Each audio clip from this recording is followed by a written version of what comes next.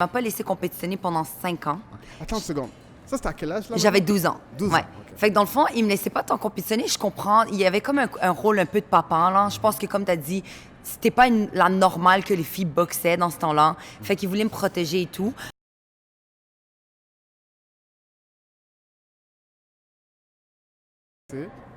OK, alors, Sarah, Oui.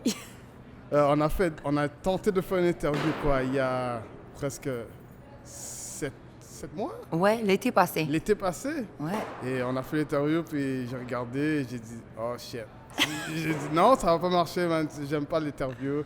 J'ai aimé ce qu'on a parlé. Mais avant ça, OK, c'est une bonne fin d'année pour finir l'année. Pour toi, on va dire que c'est... Ouais. Même si c'est pas toi qui étais sur le ring.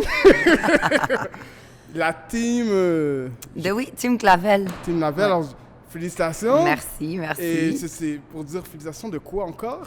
La ceinture, oh mon Dieu, double. Je suis tellement pas bonne pour me rappeler des... T'as ton cellulaire? T'as ton Instagram? Et j'envoie la félicitation bien sûr à Kim. Oui, Kim, félicitations Kim. Mais NABF, t'as vu IB, NABF, ouais. NABF, c'est ça? NABF. OK. 2019.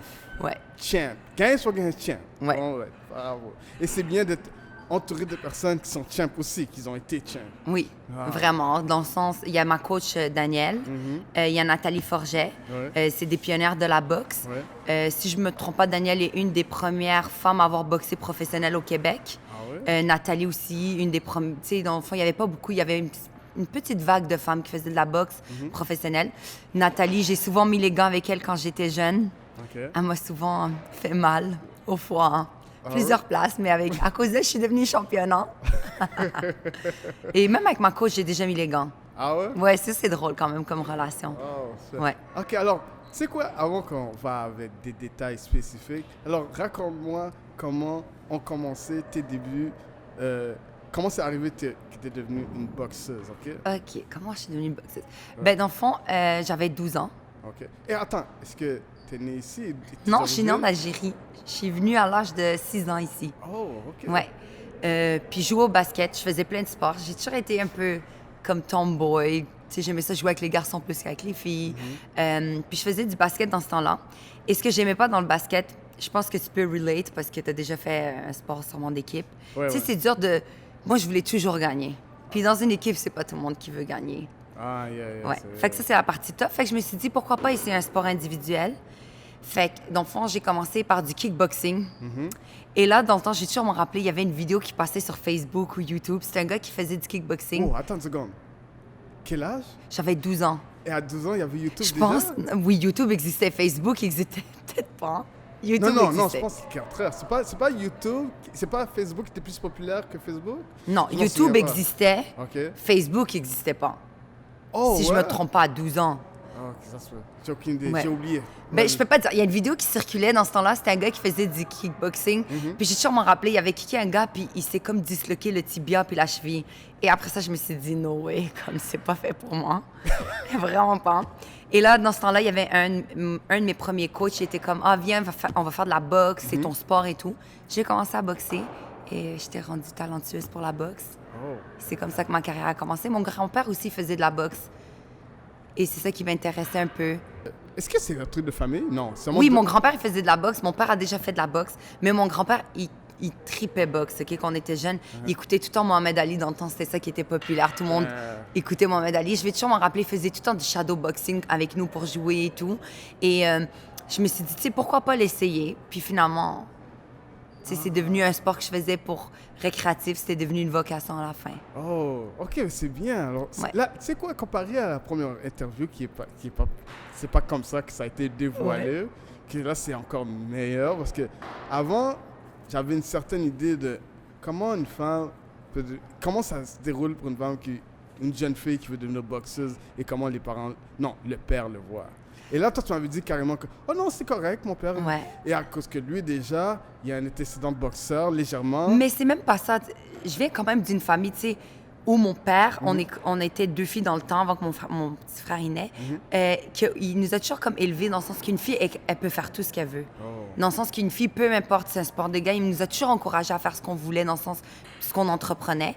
Et pour lui, je pense que autant que moi, je commençais à apprendre, tu sais, même s'il a fait de la boxe auparavant, c'était pas la même chose. Il est comme rentré aussi dans la même game que moi.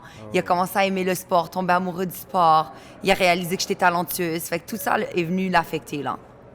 Oh, ça, c'est vraiment... Ouais. C'est vraiment quelque chose parce que c'est comme dire que ton père était plus ouvert d'esprit que d'autres personnes parce que dans ce que moi je comprends dans le temps, c'est que un gars, et bien sûr on entend souvent, ok, un gars est supposé faire ce genre de truc et une femme est supposée faire ce genre de truc. Ouais. Alors, les trucs physiques n'est pas quelque chose qui devrait être appliqué souvent que les femmes devraient faire. Ouais, mais ça, c'était la vieille mentalité, là. Ah, c'est encore... Oui, je sais que c'est encore là, mais si quelqu'un pense comme ça, pour vrai, il y a un petit problème quand même. Ouais.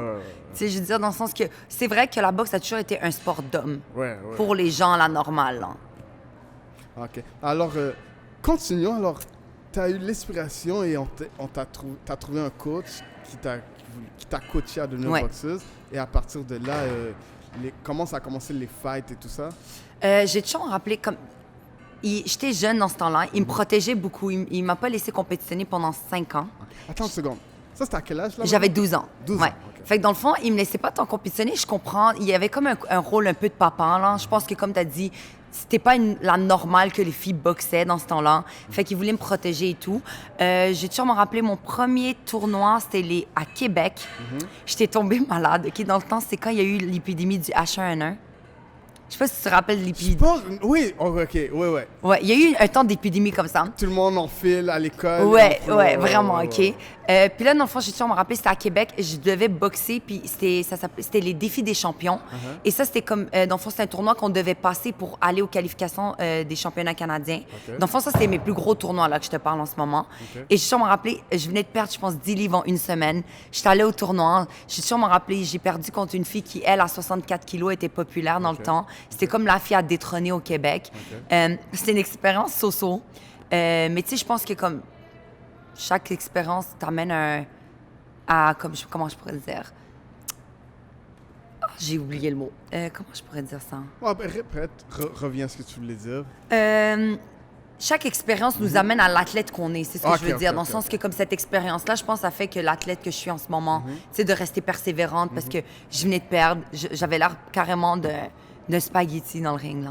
Tu sais, vraiment, là. T'avais pas le mouvement. J'avais pas d'énergie, j'étais mollasse, genre flasque.